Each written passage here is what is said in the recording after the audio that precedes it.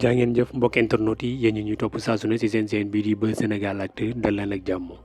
ki nga xamante ni moo di Moustapha Diop nekk directeur programme bu rajo télévision bu Walfadjri nekk tamit chroniqueur foofee noonu sa télévision ba moom moomee nag ci chronique bi nga xamante ni doon na ko def yëkkati ay kàddu ci 3 millions de parrainage yi nga xamante ni kii di Amadou Ba daal dina koy am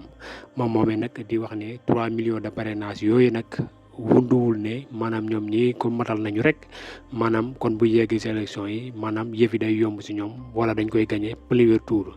nee na tamit fan yëlee am na ay sondage yu muy génnoon naan kii nga xamante ni moo di Amadou Ba day gagné élection yi premier tour wala am na nangam pour cent Khalifa nangam pour cent Malick Gakou nangam pour cent waaye nag nañ xam ne sondage yooyu noonu yëpp c'est faux maanaam nekkul loo xamante ni sondage yu baax la te tamit ñi nga xamante ni moo di Amadou Ba tamit ak ñi nga xamante ni ñoom lañ àndal 3 millions de parrainage yi nga xamante ni moom lañ waxoon moom lañ am moom mii di Moustapha Diop nee na gëmul li mel ndax 3 millions de parrainage yooyu nag mën na ni daanaka gëmul ne Sénégalais yi parrainé nañ ko ki nga xamante ni moo di Amadou Ba ndax ñoom ñii kat ñu nekk si nguur gi Sénégalais yi dañoo pare si ñoom kàddu yooyu ku ko xam ne di Moustapha Diop bu Walfadjri